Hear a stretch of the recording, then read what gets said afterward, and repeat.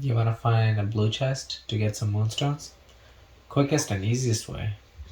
Go to your inventory, go to furniture section, head back, scroll up. You can go all the way up if you want to save time, if you're good in scanning.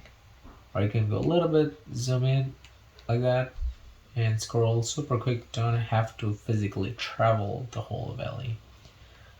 So we can quickly scroll up or down. Okay, this area is empty. Where did my blue chest go? Nothing here, nothing here. Oh,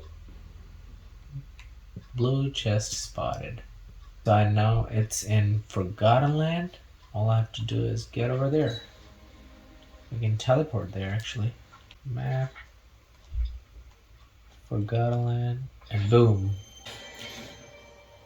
Where did it go again? It was somewhere. Oh, it's right here. Voila. See, Little Mermaid's happy about it. Are you happy too, Foxy?